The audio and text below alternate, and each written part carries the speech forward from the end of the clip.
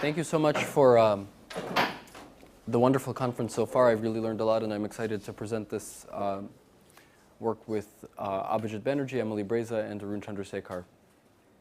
So we're motivated by social learning. We come at it, now the trendy projection of that is rumors and fake news, but of course, for a very long time, it's been a key question, and especially in development. For me, I often get asked the question, why social learning in poor Indian villages? There are two reasons. One, which is the more cynical one, is that it's much easier to run very large experiments and have 230 villages, as we do, in when with serious incentives. But I think the other thing is that the stakes are just extremely high in development for people learning. So if you can figure out that a different kind of seed works, you can save your way out of subsistence farming, which seems more important than me switching to iPhone if that's better.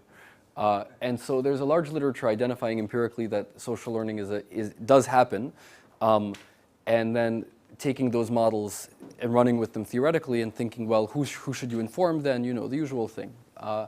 But one thing that we, especially my branch of this literature, which is the theoretical literature, hasn't paid enough attention to, is this fact that social learning is endogenous. People are not, it's endogenous on a number of dimensions, and I think one that Ruben is going to mention is that information acquisition isn't, whether you have information to spread at all is endogenous. But then even given that you have information, do you actually, or given that you want information, do you go seek it out? Given that you have it, is it in your interest to tell other people stuff, right? Those things are going to determine social learning. And we've basically abstracted from those things and focused either on aggregation questions, or do people use Bayes' rule or something else, or just, how the geometry of the network matters. Recently, there has been theoretical work on this, and I'll flash some of it up on the screen. In another paper with Arun and a student of ours, we do theory and experiments to explicitly show, for example, that something you may be familiar with from teaching, that when people are concerned about signaling something about themselves, like whether they've worked hard enough or whether they're smart, that may affect their willingness to ask questions, okay? So, and those kinds of forces are the ones we want to focus on: endogenous participation, endogenous seeking. And it's going to turn out that that bears on what's a pretty first-order question, which is more better in information policy? Do you want to inform more people? Do you want to tell more people stuff? Or is it actually, can it be better to tell fewer people as long as you do it in a clever way? Not too clever.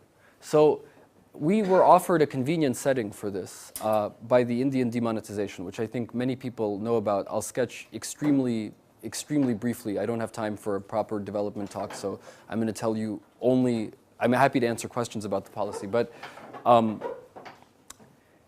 November 8th, it was announced totally as a surprise that India was going to take out of circulation all large notes, so 1,000 and 500 rupee notes, and these notes could be deposited at banks until December 30th. So for all the subjects in our experiment, if you had any of these, you could deposit them, and in 2 or 3 days they would be like your Bank of America account or whatever. You could withdraw them, and they would be.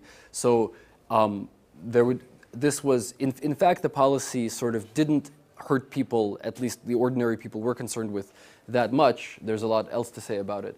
But it led to a chaotic period of uncertainty where the government realized they kind of didn't do it very well. They had to make a bunch of rule changes. They had to announce a bunch of revisions. And that created a lot of rumors and confusion, which you'll see as a kind of collateral thing we document in our experiments. So in rural Orissa, where we did these treatments, there was a lot of confusion and a lot of widespread rumors. So we think of this, we are interested in demonetization. We like it. As empiricists, we like it because it forced us to take bets. We couldn't pilot and rerun 1,000 times. We had to get information out urgently. We had one time to get it right. And in particular, you should believe our tables, because we had to commit to the treatments and get them right. Otherwise, there was certainly not going to be a paper about demonetization. But the other reason is that this resembles other settings where it's urgent to inform people, like an epidemic. So if there's public health information to get out, often the facts on the ground are changing. There are rumors. So Ebola was very much like this, and you want to figure out how do you combat these rumors effectively. So we think the setting is closer than some other kind of lab in the field settings to stuff that policymakers might care about. So we ask kind of is more or is less more questions, both on the intensive margin. Do you want to tell more to each person? Preview, no, but you won't be, yeah, if you tell people more information, you can confuse them. Okay, so you probably believe that. So it can be better to give a smaller volume of information. But more surprisingly, that's the second one, I guess. But interestingly, it can be better to tell fewer people anything. And we'll try to tell you why. And then the other thing that is completely a consideration completely absent in mechanical models is the issue of meta-knowledge. Do you tell people what you told other people, right? So in any kind of basic network model, telling people more about, giving people meta-knowledge is kind of neutral. The models usually can't talk about that. And for some reasons, you might think it's a good thing. But when you include people being more economic, less mechanical, worried about signaling, it can actually hurt for reasons that we'll see. So those are the arms, and I'll tell you. So what we do is we have over 220 villages, which we were able to do fully. In the 3 weeks prior to the deadline for actually, depositing your 500s, we conducted an experiment, and we varied the quality of information along these lines that sort of resemble standard practices like extension or broadcast. And we contrast a strawman mechanical model where more information is better, certainly telling more people is better, as I said, with more interesting strategic models which can show how it can be worse. Question? Just for the ledger, what was the incentive not to make the deposit? Was it the cost of the deposit or to keep the money? What was the... Why the ledger would choose not to... Because so the main false belief was that you were already screwed if you had any 500s left, that there was no way to trade them in. There was even some fears that it might be illegal to possess them. But the main thing is that people just didn't know this fact, that you could go and at minimal cost put it in your bank account. That's the main piece of missing information. When you refer to meta-knowledge, you mean knowing who's connected to who? Or No. Good. Meta-knowledge about the information policy. So and in fact, let me just tell you exactly the meta-knowledge. So the arms were, on the intensive margin per person, we either gave a little information, which is a page of 2 facts, or a lot of information, which is 10 facts, which are sort of in distribution strictly more informative, but of course it's more to read. Then we give information to more people or fewer people. So more is just broadcasted, give a pamphlet, put a pamphlet under every door in the village. And fewer people is pick 5 people, special people, I'll tell you about how, and ask them to get the word out. And then meta information is tell people about that, tell them what we did. So how we created common knowledge in the broadcast case is we just stapled a little note to the pamphlet that said, by the way, everybody in the village got this pamphlet.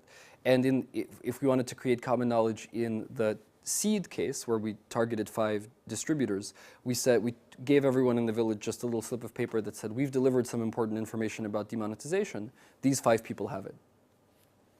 Or we told these 5 people.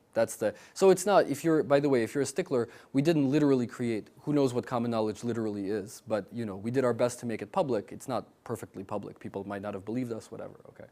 So these things map in an obvious, it's sort of a way that I won't belabor onto practical strategies, like if you make very loud public health announcements, that's like broadcast with common knowledge. In fact, Cui, in the book that I love, Rational Ritual, which I'll mention, I guess, or have mentioned already, talks about how, one of the most important functions of the media is not just that they reach everyone, but everybody knows that about it. And extension programs where you have model farmers certainly are of the seed type. You only tell a few people. Whether that's common knowledge or not hasn't been that much attended to in the development literature, but it is, as you'll see in our results, can be pretty important. So we have 3 main outcomes, and the outcome that we're proudest of is number 1. It's a simple idea, but you say, so we give people, we seed the information, we give it a little time to percolate, and then we come back as a surprise in 3 days, and we say, hello, you can have this 500 note, which is old demonetized currency, or you can choose between 2 other kinds of things. 2 new hundreds, so that money was never affected, nobody ever thought it was affected, or you can have 200. Everybody knows how much lentils 200 rupees buys you, so you can have that much just in goods. But because there is some delay in depositing this and withdrawing it, we gave them actually an IOU where we come back in 3 to 5 days and deliver this to you if you chose it. So it's not like instantaneous versus delayed. So we measure that. That's the main outcome that we really take seriously. Volume of conversations, how much folks talk. So we ask them, who did you talk to? How many conversations did you have in the last 3 days about these topics? And knowledge, we give them a quiz whether they actually know facts about demonetization. Okay, so here are the core facts, the core findings. Providing more information to the same set of households does not improve average knowledge. So you tell people 10 facts, there's no evidence that that's better. For people who are behaviorally inclined, that I don't think surprises you at all, and there's even good rational stories. So, but interestingly, on average, giving more households information also doesn't make that big of a difference. And the second fact especially is very hard to reconcile, especially given the quantitative magnitudes with any standard mechanical social learning model. You have to have people. It doesn't reduce it. So you. I mean, if we get everyone either way, let's say. Say that, I don't understand. If everybody learns, then that will be consistent with this fact. Yeah, so I guess the key thing is delivering information is not the same as people learning. So we can actually show, there on some measures, when you deliver information to everyone, the quality of choices actually goes, you can, in some, So they do worse. it can be that they do worse. I guess the main thing actually is that, if you want, the strongest rejection of the straw man is this, that because common knowledge doesn't really play any role in the mechanical models, you would not expect that seed with common knowledge should do better than broadcast with common knowledge. But that's the kind of the strongest interesting finding, that those are ranked. And the story that we're going to push on you, and we welcome you fighting back, is that folks it's on the asking margin. There's other stories you could tell. When we tell 5 people, it's like we kind of deputize them. We're actually pretty explicit about this in the script. We say, you are the 5 people, you and a few other people in the village know, if anybody in the village is going to learn, it's your responsibility, right? So you might think, well, now they feel responsible, they do more work to spread the information. We measure whether the seeds seem to be spreading more, and we don't find a strong supply side effect. It's more of a demand side effect, that when information is seeded narrowly, folks are more interested in talking about it. There's a kind of chilling effect. If we tell everyone, it's like, again, maybe familiar from teaching, that if you explain something allegedly simple to everyone, it may actually be that the students kind of talk to each other less about it and try to figure it out less than if you do something that feels more interesting, like, oh, there's this kind of esoteric knowledge of the derivative, and if only the smartest kids know it, and then maybe you can find it out if you're enterprising. So mainly, I don't want to push, this is one experiment, and we may not have done it right in every respect. So what I think the main takeaway that I want to push is that that meta-knowledge matters in ways that the simplest network models wouldn't have predicted at all, and we should pay attention to that in the design of information policy. And anything else, I'll also show you what yes? Do you see differential effects with a simpler information treatment and more involved information treatment? Because your story would suggest that there should be a much bigger effect with the more complicated. Yes. So I'll show you both. We were hoping, that was one of our hypotheses. In truth, the long treatment just ended up being much more noisy overall. It's basically it's close to people just threw the pamphlets away, and so that's why we didn't. But that was my hypothesis. When it's more complicated, then the seed should be more. The kind of questions become more relevant. If it's simple enough that you don't need to ask questions, we shouldn't see this method. Yeah. So that's a great. So I'll show you. This lets me shortcut a future slide that. The delivered information is simple. There's some additional. You have to rehydrate this a little bit. So we say something to them like, you can deposit this at the bank for 3 more days, but they have to map that at our bank. Really, are the lines at our bank long? So there's even in the simple case, it's not like we tell them the fully dispositive information.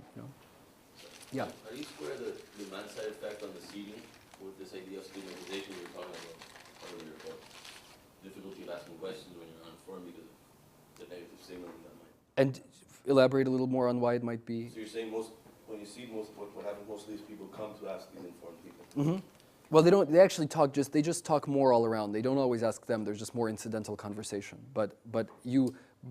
what? Well, because you were mentioning, I want to go with this other work you have about the idea that, you know, asking questions might negatively affect people's inference about you, so you might not ask questions. Mhm. You might decide not to do that because that might reflect that you're. Oh yeah, yeah. So the key idea is that when the information is seeded, yes, good. So the key thing that turns on our claim will be that whether the stigma effect is operating depends on whether other people think you know or had an opportunity to learn yourself. So if everybody was given this opportunity, if it's common knowledge that the pamphlets were given to everyone, then you might experience the worry. You didn't understand. Yeah, what part of the obvious didn't you understand? But if we deputize these 5 people, there's kind of no shame in trying to find out because there's nothing you could have done, you know. So now that I want to, you know, I find it much easier to push a story. I want to say that I think this is part of the story, and I'll explain why, both theoretically and empirically, I don't believe the supply side of the story in this context that much, but I am very curious about what other mechanisms we ought to be thinking about. Can you say something about the trust relation you have there? So you pretty confident that they trust you already, so when you get information, they take it as faith? That's a really good question. It's an NGO that operates in this area, and they come around often, so people know them. And the information we delivered, what in fact, and in terms of what we made very clear on the pamphlets, was just the Bank of India circular translated into colloquial language. So we said we took these facts directly from the government's announcements, but I don't want to. I mean, I guess the main thing, as you'll see, the information treatment was moderately but not, you know, insanely effective. So trust can't have been that high, or there were some other obstacles. But what we really care about are diffs between treatments, and that should not be too much affected by the, although the seeds can serve a kind of filtering role. So actually here's the raw data. I'll show you tables that with standard errors. I can't really put meaningful error bars on this because this is without fixed effects or anything. But the key fact I want to highlight, so there are two outcomes, whether you choose. So just to be clear, you should choose the 500. That's the better thing to choose.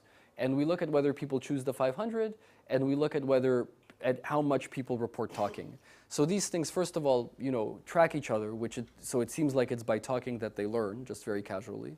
But in terms of the, you know, economically significant outcome, one of the maybe the main, you know, telling everyone but not telling anybody that you did is pretty effective. The problem is actually that can be pretty difficult to implement. If you think of this as like a policy prescription, how the hell are you going to do that in sort of a standard, you know, it might be. So what's interesting, the comparison that is sort of more theoretically interesting is this one between broadcast with common knowledge and seed without common knowledge. In the raw data, you can see the difference. It turns out, you know, for significance, you're going to have to wait for the table. Why is it difficult? I mean, you did it. You said it's difficult Oh.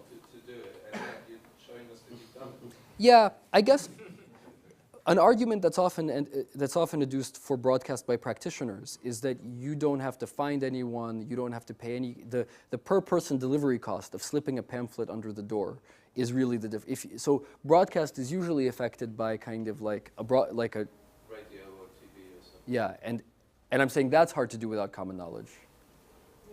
Even that you can do the radio or TV more or less subtly. So one is to do it as a 9 o'clock news that everybody watches or whatever else, and the other way local channels or things Yeah. where it's less clear that other people. But in fact, you know that you're saturating everyone. Or you can even say, go to this website. Everybody knows that you can go. Yeah, so there, I don't want to make that claim too strongly. I think this is, yeah, I mean, I have more to say about this comparison, but it is interesting.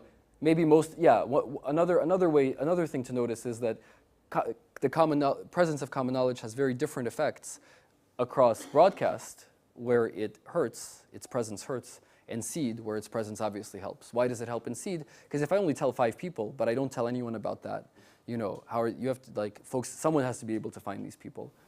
Just a brief comment. It seems useful because the context is one of potentially fake rumors, to evaluate whether you think this has to do with their beliefs about the truthfulness of the information. So Yes. perhaps when I get my junk mail, the junk physical mail, I believe very little that it conveys very correct information. So perhaps the broadcast Yeah, yeah. So it might be just that the fact of it being broadly delivered is something that makes you a little bit Makes it cheaper. makes it cheap. Yeah. Yeah, so that's just an intuition. Yeah. Ben, Yes. I missed the common knowledge in seed case, like you just tell these people that it's only they know information. And you tell everyone else. You tell everyone else. You tell These people know. everyone in the village knows exactly who. So the seeds know that it's just them and nobody else, and so their identities. We say these. We actually give people little maps of the village, and we say these 5 houses are where the information was dropped, and everybody. That's common knowledge. But then how is it different from the broadcast without common knowledge? I mean, you need to inform, like from practitioner's point So- of view, you still need to inform everybody. Oh yeah, yeah, yeah. Those people know. I guess one thing is that you can if you can. One thing that development interventions actually do is they have like a model farmer, and they have like a person who's received some training from a nurse, and those people across issues can be the. If you had to every time deliver all that these are the people who have the information, then in terms of costs of the policy, they're the same. But if I understand you correctly, you're saying that it's just as difficult to tell everyone who has the information as to just deliver the information. So first I'm saying, even if that's true, actually the traditional perspective is, so you might as well tell them everything. And one observation from this project is that that's not true, actually. That you might be, even if you're going to go to everyone's house and deliver some piece of paper, that piece of paper shouldn't necessarily contain the actual advice. Partly because of this, it's cheap junk mail effect. So this comparison says that even if you're willing to visit everyone, you might just tell them who to talk to rather than what you want to convey. But then, as a matter of economizing on things, if you have these model farmers that are always the experts on agriculture, and you deliver new agriculture information to them only, people know to seek them out, and you don't need to remind people every time that they're the ones who know, because they're the... But you need them to remind them that they just got the new information. Yeah, so exactly. So you could broadcast something like there's a, if you start thinking about policies, you say there's a news alert, but only the, But in the seed, no common knowledge, do these people know that they are the only one? Like, I'm wondering, can you tell us something about situation in which these people know that they are the only one? Ah, yes. This exclusive knowledge, but nobody else. That was not a treatment of ours, but that's a very, I wish we had another demonetization, but I think that's a very important, I don't wish that, but I think that's a very important, my buffer has been overrun, so I'm going to be, is there any chance that someone has a pen for me to borrow? Maybe. Everybody has a pen, okay. Thank you.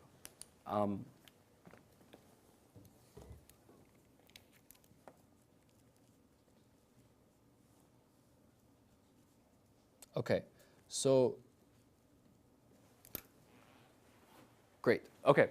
So, well, I've told you everything, but now I can, so I'm going to be extremely, I can't give a development talk for many reasons, so I'm going to put the very basics, and again, ask me about relevant dimensions of the policy. There's a lot to figure out, both about your own relation to money and other people's relation to money, and as yesterday we, discussed in the Bitcoin talk, money is a complicated thing that relies on a lot of coordination. So there's a lot of things for people to be uncertain about, and the government sure didn't help by changing the rules so much. So the main thing is it's not surprising that people were confused. Stuff was very dynamic, and so there was a lot to stay abreast of. So there were headlines like, oh, you can't exchange them at the counter, you have to deposit them. The most interesting thing, perhaps, is that there was a pretty widespread. This was completely fake news. People thought the 10 rupee coin, which was never affected by any policy, was going to be demonetized. This was actually much more relevant to because our people deal mostly. These are people who live on about $4 to $5 a day. So the 10 rupee coin is a much more familiar object to them than the 500. And they thought it was going to be demonetized. It wasn't. So there was a lot of confusion. We did this in Orissa, which is one of the poorest states in India. We had the typical, I don't have too much to say about this table. The main thing is that we did it in hamlets which are basically socioeconomically homogeneous villages of about 40 to 60 people. There can be several hamlets within a within a small geographic region, but our randomization was all at the hamlet level. So, for example, the facts we gave, they were the same facts. If we gave facts to everyone, we gave the same facts to all 50 people in a village. So we targeted around 250 villages. We managed to get the end line right and everything for about 230 of them, and that's our data set. And the arms are at the village level. Yeah. The fact that you have added the number of observations for the bank account is because some people they don't answer this question. If you have like 1,000 observations for the bank account and like more than 2,000 for whatever. No, it's right. It's because the bank account was only on one of our survey. That was not on all the surveys, and that's just let me get back to you on that exactly. It's just that we didn't ask everyone the question, not that we weren't able to. But you'll see why this is relevant. But most of them had bank accounts. You need a bank account to deposit the money, okay? But most of them already had it, and you can open a bank account. The bank tellers we know because we sent our staff to try. If you don't have a bank account, they helped you open one if you arrived with money to deposit. So that wasn't actually exposed an obstacle. So there was confusion. I actually don't want to do this confusion slide because you'll see the main confusion. The main confusion is that they made wrong decisions in our treatment, okay? So, Yeah. for this bank account stuff, even if you're a woman, there is no issue for you to go and open one without like your husband or we think of our intervention as really at the household level because there are a lot of generally in these information diffusion things, there's a worry, can a woman go to a man's house and ask for advice? So in practice, the household often asks, it's like, for example, you care about literacy at the household level, can anybody read this piece of paper? And so we don't have a ton to say. I mean, I think there are differential social obstacles for women, and that's why we prefer to think of the household as the unit of kind of action. So I've already told you what we basically did, just to give you a picture. This is a fact that says, the 30 and the 500 the 500 and the 1,000 are being demonetized. Here they are. We worked hard to translate it into, the RBI circular was written in an extremely opaque Indian bureaucratic style, I'm told. And so we just hired translators to put it in a colloquial, like, this is what you need to know, so we're trying to make the information easy to parse. And basically, so short versus long is you get either a page with 2 facts or a pamphlet with 10 facts. Let me just do it all in one. So there's quantity of info per household, short or long. There's number of households informed, and there's common knowledge or not. I think everybody's on the same page. So the additional 8 facts, how crucial are they? So I guess the 2 facts are already... Great question. So there were 31 facts total. I think we decided that 6 or 8 of them were really important. They were like the key facts, and the others were actually sort of decoys, because we wanted to capture the fact that not everything you hear is useful. For short, we gave 1 useful fact and 1 fact sampled uniformly from the rest. For long, we gave 4 useful facts and 6 from the rest. And so not everybody, in the short, for example, it wasn't always the case that one of the facts you learned was that the deadline is December 30th until then. That was, in about 20% of the cases, one of the facts, but not always. So we randomized what information was given, partly because every village was informed homogeneously. So randomization is at the village level. All right, so quick timeline. November 8th, the world learns that demonetization is happening. You can't exchange over the counter. You can only deposit after November 24th. We do our baseline stuff December 21st through 24th. We deliver the information around this time. Then we do the choice is done in the 3 days prior to the closing of the window to deposit your money. Okay, so our primary outcome is a choice I've already told you about. Let me review. 500, you can choose an old 500, 2 100 notes IOU, we deliver it in 3 to 5 days, or 200 worth of the standard staple commodity, okay? All choices are made before the deposit deadline. So I don't, we think they should have taken the note. It doesn't matter. The key things are the diffs across our treatments. But you know, for what it's worth, this was about a day and a half's wage to them.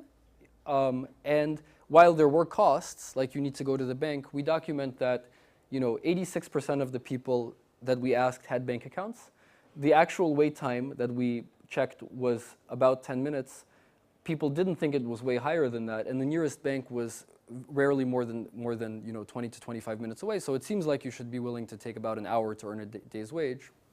So what do people think if you make them that offer? Because I mean, if you were to offer me either to have a £50 note or a £20 note, I would wonder why. Yes.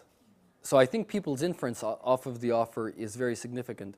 I mean, again, I'd push on the diffs that I'm not sure exactly why that would be different across seed and common knowledge. But I agree that part of the low take-up rates might be that they were suspicious of what we were up to. Yeah. I'm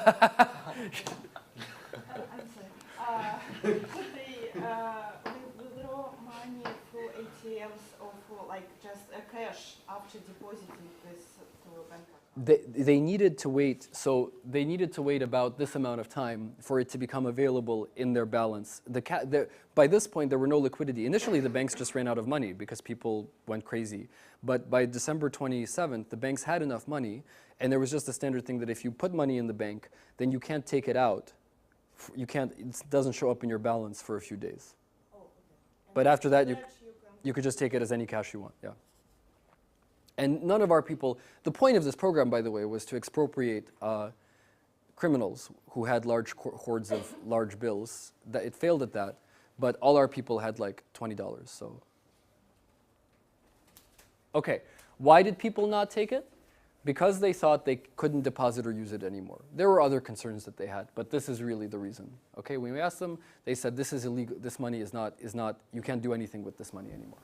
In fact, I guess like my question was to which extent then it's easy to get access to an ATM. You can have a bank account, but if there is no ATM around. Right. So the bank. Right. So the worst thing that it can be. Where the hell is this table? The bank is 20 minutes away, so you can certainly go there. So within any of our hamlets were with this, so you can go there and at the counter get cash. But it's true, you know, our people aren't using ATMs that much. So it's probably that's the main cost they face. They have to go deposit, and later at some point they have to go withdraw. Did you ask them how often, not whether they have the bank account, but whether they withdraw money from bank account? Maybe they think about it Right. as a saving device, not as... Yeah. We didn't. I mean, again, for which this is all sort of orthogonal to which information policy works best. Because so we didn't focus that much on that. But I think those are important questions in practice for how they use money. It's just we had to do it compactly, so we couldn't get their whole financial their whole financial practices. Yes. Okay. So I'm going to skip telling more to each person because the punchline for that is that it doesn't help. Telling more people, this is pooled across everything else. So you just compare broadcast versus seed, but aggregate across all other dimensions. And you can see in the numbers, there are not a larger number of conversations, not more information that they absorb, and no better choices. The choices is the best. It does on average go up a little bit, but you know, the p-value is 0.16. So and you'll see that that's all being driven by when we don't, basically that effect is coming from no common knowledge. So the point of this is just that this is not the important table, but what I want you to take away is that the straw man model is rejected. If you write down any reasonable network diffusion model, if you seed 10 times more people, which is what going from 5 to the whole population, which is 50 on average, that should have a bigger effect than within the error bars, right? And so now you might say, well, you've just saturated everyone who is ever going to learn. Everybody else just doesn't care. But as you'll see, since we do much better in the other treatments, that really can't be. Okay, so let me tell you about, there are two endogenous choices, as I said. The supply side, do people who know offer that information? And the demand side, do people seek out information that they need? So I'm going to mention the supply side model just because it's too important not to say anything about. Yes? How much do you know I missed it. Yeah. So, I mean, let me tell you what, Yeah. what I'm asking. I mean, you might imagine that these incentives vary by person. So, if I have a lot of money, it's a much bigger deal for me to figure this out. I'm a village elder, I'm that much more embarrassed about the social signal. So, I mean, the things that should be correlated with the mechanisms that you're describing that might give us a little bit more evidence on these, or at least be suggestive of these mechanisms through the individual characteristics of the respondents. Yeah, so that's a good time to mention something important, which is how did we pick these seats? We didn't pick them at random. We did, based on Arun and Abhijit's other work, we did a gossip, what they call a gossip survey, a survey to find the gossips, which is, we asked people at the baseline, suppose that I wanted to publicize a circus. Who do you recommend I use? Who do you recommend I tell the information to so that as many people hear about this as possible? We had people nominate names, each person, and then we took the people with the most nominations. We took 5 people that got the most nominations. So you're right that those people are not it's definitely not telling 5 uniformly at random people. We haven't gotten fully, we're still in the middle of, one thing that we did do specifically for the seeds is literacy. So they're more literate than average. And I'm totally with you that whether stigma affects them, that may depend on their individual characteristics. So I guess from a policy perspective, as long as we can figure out ways to, like it. No, I understand. But I mean, I'm coming at it less from the policy perspective and more going after your story. Oh, yes. So I mean, sort of, it'd be more compelling evidence of your story if you showed me that people I expect not to be stigmatized are changing less across the. Yes, I see. Very good. Yes, that's super helpful. And we have a lab experiment of the stigma story, which we can get at that more directly because we see the exact individual response. But we can even look at that here as well. Yeah, that's a good. That's a very helpful proposal. So, so I'm going to tell you, given that I have on the order of 5 minutes, I'm going to tell you the model, the idea of the signaling model, which I hope I've already conveyed somewhat informally, but I'll tell you just a little more about how it works and then show you the main table and then we'll be done. So seekers differ in 2 dimensions in the model. A privately known, the main private information, the private information they have is actually just whether they're smart or not, whether they're good at figuring out information or not. And then something that's, less private is whether they received information from the experimenter. Sometimes it's basically known, like in common knowledge with broadcast, everybody knows that everybody had a chance to learn. But basically the second thing moderates whether, mediates whether this first thing can be an issue. A seeker who has information can figure out, can do something with it themselves, or they can go seek out advice from other people. And when you seek advice, we kind of, in expectation there's some value. When more people out there know the information, that's higher. The key assumption is, this is the model that we have in this paper with Chandrasekhar and Yang, and I certainly don't have time to lay it out fully, but the key trick we use in that model is that we look at the marginal value of asking, or the incremental value. Let me just call it the value of asking, okay? So how much do you gain from your perspective by asking someone versus trying to figure it out yourself? We make this a random, the realization of this is known only like discrete choice. You know it only when you have to make the decision. But the key thing is that this is let's say this is the high ability type. I'm drawing the complementary CDF, so how many people have a value higher than this? The high ability type has a lower value from this than the low ability type, okay? So for any given, the key idea is that for any cutoff, when in any equilibrium, if you think about all the reputational consequences, there'll just be, in the end, what you care about is what is my value from getting the information. That determines whether it's worth it to overcome the stigma of going to seek. Whatever that value is, there'll be more low types above it than high types, okay? Whatever the cutoff in equilibrium is. So seeking in this model is always a negative signal.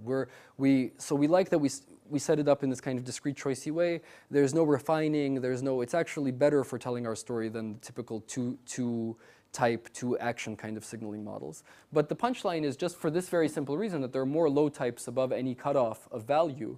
It's always going to be a negative signal, but that effect isn't big if nobody expected you to know anything in the first place. So there are two key aspects of the models. Like, do you think, the things that are going to affect the signaling model is whether you think there's value to be gotten by asking others, whether you think information is out there. So for example, in seed no common knowledge, nobody knows that there's something to learn, so they're not going to seek for that reason. And then what other people think about you, whether they think you're supposed to know something. Question? I wonder how much this is getting mixed up with literacy rates. Yes. Because, I mean, I'm slightly struck that even your seeds have an average literacy of 83%, so even they aren't all fully... 86, yeah, but so... But, how much of this is being mixed up with that? And if you've got a population where literacy rates are not universal, yes, then there's a clear advantage in your seed model because the diffusion beyond that is going to be verbal, doesn't require people to read. And then also with your ability, what the signal of asking is saying, you've got a very particular factor here about ability, which is can you or can't you read? And if everybody's got the leaflet, you might be more embarrassed going after somebody else because you're basically saying, I can't read it. Yes, we think that's super important, and in fact, it's more in the lab part that I'm not telling you about. Than here, we can actually look at those effects. I think the main thing is that really it's important that it be private ability. Our understanding is that most of the time people know who's educated and not, and who has someone in. But I agree. Embarrassed to reveal. Absolutely. How poor your reading is that even your sort of translated into simple language leaflet. Yes. So that's a great candidate for the ability variable. Yeah. That. Just quickly, I have the worry that people might, academics, right, we're clever when we don't know something or pretending we know. So you could pretend you're telling somebody the news, but you're trying to help them as a way to get them to discuss it and learn from them. Yeah, I guess the issue is that, yes, absolutely. So there's actually, in general, all that signaling models tell you very generally is that there's a distortion coming from this. It may actually, sometimes you may be trying to show off, it's not at all obvious. I don't want to claim that universally it cuts in this direction. Maybe those gossip types that you were particularly screening for that they're good at getting information from others as well. Exactly, yes. So I think, yes, good. Okay, so how about so now you sort of see the basic bones of the model. Asking advice is a negative signal, but not if you don't have any information in the first place. So the key punchline, this makes it plausible now that seed common knowledge can actually be better than broadcast common knowledge. In broadcast common knowledge, everybody knows you're supposed to know. In seed common knowledge, you know exactly where in the networks the information is, so you should go talk to those people or someone who's likely to have talked to them. But there's no shame in it because actually, if anything, you're being they're deputized. Julia? If you ask advice, you also reveal that you are grown. And in this kind of social networks in which you are supposed to help others, yes. You don't want to reveal that you don't know, but you don't want to reveal that you actually have this cache. Right. That's a really good point. Again, it's a little that shouldn't matter too much in the diffs, but I agree that there is that's a piece of private information. So it's a very cogent thing to bring up in the context of a signaling model. So we have a more developed model in predictions, but if this gets unstuck, I'm going to show you a table. Okay. So, and this is going to be the last thing I'll say. I'll leave it up for a while if you like reading tables. So our outcomes are a Poisson regression of the number of conversations, the knowledge error, and whether you chose 500. Let's just focus on that, okay? We broke out there's really one row which we have quite robustly. This is restricted to short, okay? So this is in the information treatment that was not so noisy. And in short, we find that basically across the board, so what do we do here? What is this crazy sum of coefficients? This is a saturated linear model with two arms, okay? This is how you add up this, just looking at the omitted category is seed no common knowledge. If you add CK, that's seed common knowledge. So that's the one side of this. And the other side, just trust me, is the coefficients you add up to get the average effect of broadcast common knowledge. So testing that, so you can get the effects by adding up this coefficient and this coefficient. Or actually, sorry, just comparing, yeah. So there's a certain comparison of coefficients you can do. It always goes in the direction I promised you, that broadcast common knowledge is actually going to be bad relative to seed common knowledge. And the p-values on that are this, right? So these are the p-values. But you can add up, you can look at any other effect. This, for example, is looking at whether common knowledge, adding common knowledge to broadcast hurts. We were hoping for that. You can see that we don't, the sign is as we expect, but we don't really have the power for that. When we look at pooled, actually, we have still not enough power to really identify it, but the sign of adding broadcast is always negative, of adding common knowledge to broadcast is always negative. So conditional on broadcasting, you actually want to do your thing with the local media. Okay, so it's time to let Ruben talk.